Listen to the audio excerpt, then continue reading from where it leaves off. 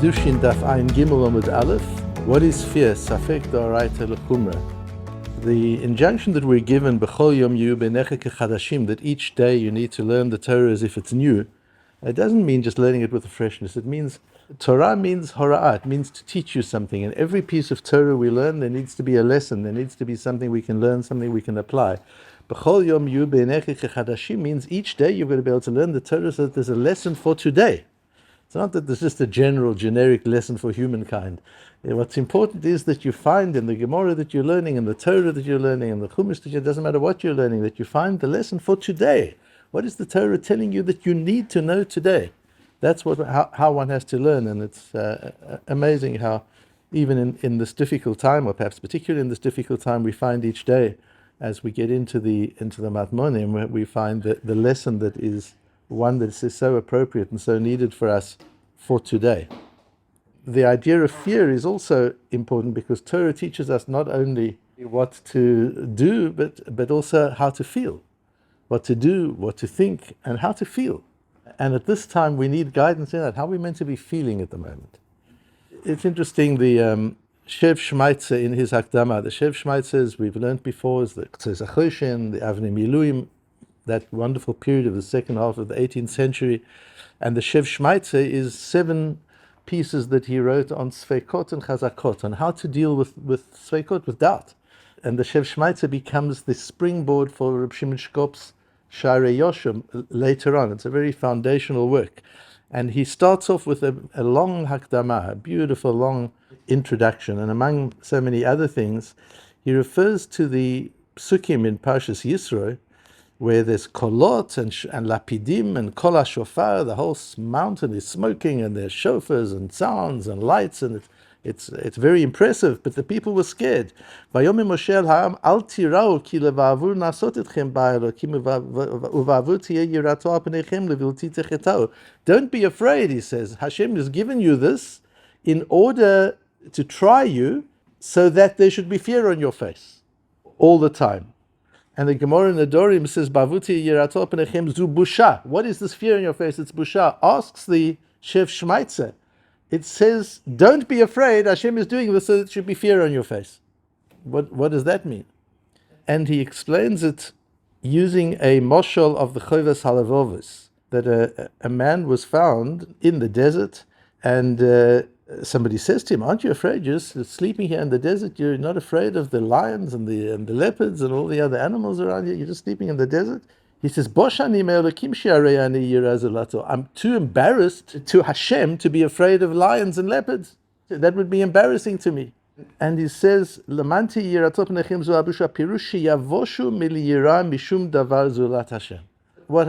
is telling Bnei Yisrael, you should be ashamed of being afraid of anything but Hashem. Don't be afraid of the lights and the thunder and the shofar blowing and all the drama of Har Sinai. Don't get afraid of the drama.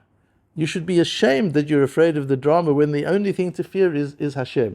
And the time that we're in at the moment also, there's lots of kolos of rokim, there's lots of voices on social media and in the news, and there's lightning and there's thunder and there's Iran and there's Hezbollah and there's the United States and there's the world, and it's all, one can get terribly scared.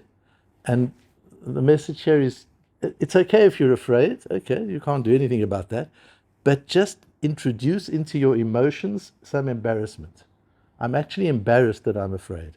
At least that I feel some level of fear. Okay, what can you do? But I feel a certain busha. I feel a bit embarrassed that I'm afraid. After all, the Rebbeinu Shalom is here. The Rebbeinu Shalom is doing miracles. We see the miracles in front of our eyes day by day. What am I feeling afraid about? That to understand, not to get afraid of all the kolos and the brochim. Don't get afraid of the drama. There's only one thing to be afraid of, and that's the Rebbeinu Shalom. But what does Yiras Hashem look like? What does it mean to be afraid of the Rebbeinu Shalom? What is Yiras al Pneim, to have Yira on our minds? And that we learn in our Gemara. The Mishnah back on Daf Samach Tes talks about 2 types of individuals, a Shetuki and an Asufi. A Shtuki, the Mishnah said, is Koshu Makirat Imo ve'eno Makirat Aviv. Somebody who knows his mother but doesn't know who his father is. That's a Shetuki. And an asufi is kosher nesaf min ashuk ve'eno makir lo et aviv ve'lo imo. A person picked up somewhere in the marketplace and doesn't know who his mother is, doesn't know who his father is. Those are two people, and they are kind of sfeikot mamzerim. Maybe they're mamzerim. We don't know who the father is. We don't know who the mother is. Who are they? We don't know what their halachic status is. And the Rava says on our daf, on daf Ayin Gimel, Omar Rava, Devar Torah shtuki kasher. Mida oraisa, by the laws of the Torah, a shtuki is allowed to marry into the Jewish people. Because a Torah amra lo yavo mamzer, mamzer vadai, who de lo yavo, mamzer safek yavo. Torah says a mamzer is not allowed to come into the Jewish people. That's if you know he's a mamzer, but if you're not sure whether he's a mamzer or not, he's not included in that prohibition. So then why do we say he's not allowed to marry in? Because when it comes to matters of Jewish families, we go the extra mile and we're very careful. And the same applies about Asufi, says Rava. And Asufi is also a suffix. The Torah says a definite mamzer can't marry in, but a doubtful mamzer can. Why can't he? Just because of Maila also biyuchsin. Says the Rashba, and here we have a very famous machlokes Rashba and Rambam, which forms the foundation of the Shef Shmaitzer who we started with. He starts his sefer with this machlokes Rambam and Rashba based on our Gemara.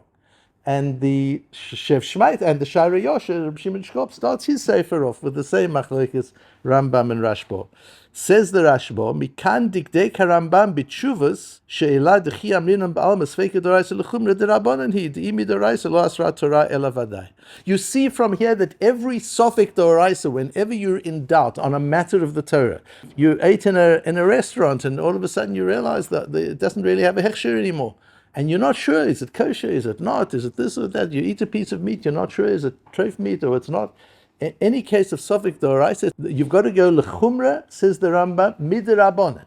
That means from the Torah's perspective, if you don't know, just as the case of Rava with the mamzer, if you don't know that he's for sure a mamzer, he isn't a mamzer. If you don't know it's for sure treif, it isn't treif. It might be treif, it might be is not the same as is. Says the Rambam. So the Rambam holds that a sofik d'oraisa, yes, you have to go lechumra, you have to go the more severe route, but not because it is treif. You've got to go the more severe route because you want to keep away from it, you want to be careful. That's midrabanan. The rabbis say you've got to take the more severe route, but the Torah says the only time it's osur is if you know that it's osur. The Rashba says in that case, v'kashi lituva, and the Rambam proves it from Rava, from our Gemara. The Rashba says, but then I've got a real problem. What is the whole thing of an asham talui? We say in the morning in the korbanos, we talk about an asham talui. An asham talui is a korban you bring if you're not sure whether you did an issur d'oraisa or not. You did an issur d'oraisa, maybe issur d'oraisa. You ate a piece of meat and afterwards you found out maybe it was treif, and you can't find out. You bring an asham talui. Ask the Rashba, according to the Rambam, why do you ever need an asham talui? What did you do wrong? Midoraisa, you did nothing wrong. So if you did nothing wrong, midoraisa, why are you bringing a korban?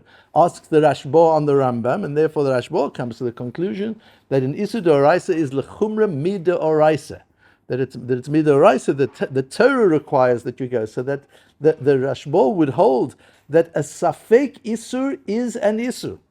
That even if something is perhaps asur, that is asur. It's not perhaps asur. So the Rambam says, unless it's vadai, it's not asur. We take a severe view, but not because it's also. The Rashba says, unless you're sure that it's okay, it isn't okay. They take different views of the sofik, and that's as I said, the springboard of the Shef Shmaitzer and the springboard of the Shara Yosher. Everything that follows really is built around this machlokes Rambam and Rashba. What I want to focus on is the Rashba's kasha on the Rambam. According to the Rambam, if sofik d'oraisa is mutar d'oraisa, you have a doubt: is this meat kosher or isn't it kosher? Midoraisa, you can eat it. You're not sure that it's treif, so you can eat it. Midrabanan, you're not allowed to eat it. In that case, how do you ever have an asham talui? Asks the Rashba on the Rambam. So what is the posuk of the asham talui? V'im nefesh ki techta v'asta achat mikol mitzvot Hashem asher lo te'asena. If a person does something wrong and does an issur which he shouldn't do, v'lo yada, but he's not sure whether he did it or not, v'ashem. There's a guilt there, v'nasa avono, and he's responsible for his avon, and he has to bring a korban asham. Says the Sforno, aval haya avono, so what is his sin? According to the Rambam, who holds that if you're in sofik, it's not osur, so I ate a piece of meat. I thought it was kosher. It emerges, maybe it wasn't. I'm going to bring a korban noshim. What have I done wrong according to the Rambam? Says the Sforno, Shelo nizhar ad shenafal b'safek. The fact that you didn't keep yourself away from sveikot. If you're serious about your Torah, if you're serious about your Yiddishkeit, you don't say, it's just a sofek. If you see an electric cable and you're not sure whether it's live or not, you don't say it's a sofek. I'll touch it. It's only a sofek. No, you don't. Why take the chance? So if you land yourself being over on something misofik, you haven't been careful enough. Says the Sefer HaChinuch as he explains the Korban Asham in Mitzvah Kuf Kafchet. להקריב קורבן מי שנסתפק לו עם חטא בחטא מהחטאים הגדולים שאדם מתחייב בעשותו אותם בזדון כרת ובשגגה חטאת קבועה. If you've done an avera which, if it was deliberate, you would be chayev kores, and if it was in error, you would be chayev a korban chatat, one of these serious averot, v'yitchadesh alav asafek b'inyan zeh, but you're not sure whether this was an isur or not. כגון, for example, שתאמר על דרך משהו שהיו לפניו שתי חתיכות, אחת חלב ואחת שומן, kasher, there were two pieces of meat. One was treif, one was kosher. V'achal achat mehem, and you ate one of them, assuming that it's kosher. Afterwards, you hear maybe there wasn't. You hear there were actually two pieces. One was kosher, one wasn't. So you go and try and find out which is the one that's left over, the one I didn't eat. If I can find out that the one I didn't eat is the treif one, then I know I ate kosher. But nevda acheret, nobody can find the other one. V'doeg b'nafsho, now you'll never know. Did you eat treif or you didn't eat treif? You don't know whether you ate the kosher or the treif. The korban that you have to bring is called an asham talui. That's an asham talui. Then he explains why it's called talui. The posuk that we brought. Mitzvah, the reason for the mitzvah. Sheyeh adam zahir v'yarei chet v'yayin b'chol ma'asav iyun tov lebal yikasher b'dvar avera. That's what it really means, to be very careful that one isn't over a dvar avera. And that's the whole meaning in the Chovos Halvovos, where it starts off in the Bryce of Rabbi Pinchas ben Yoel with Torah Meviyah Zehirut. The first thing is to be careful, to be cautious, to be concerned that one shouldn't do anything wrong. And as the Mesilas Yesharim works through this, he says to be careful not only that I'm not doing anything wrong in terms of a maisa, of an action which is an avera, but also to be careful that there are not wrong intentions, wrong motivations, ego in what I'm doing. All of these things, a Yoreh Shamayim is somebody who's concerned about the purity of one's actions, to make sure that the purity of one's actions are right. The Chofetz Chaim talks about when one talks badly, whether it's Lashon Hara or Rechilus or it's Hashemra or Nivul Peh, when one uses one's mouth incorrectly, the words that come out of one's mouth thereafter are caked in a kind of layer that makes them ineffective. And so even then the tefillah, so you talk Lashon Hara and then a few minutes later you're davening mincha, the mincha is all messed up. The tefillah, the brachas you say are all messed up. A person who's a Yoreh Shamayim worries about these things. All these things that could, without becoming compulsive and without becoming neurotic, just being aware that everything that one does should be kosher. Yes,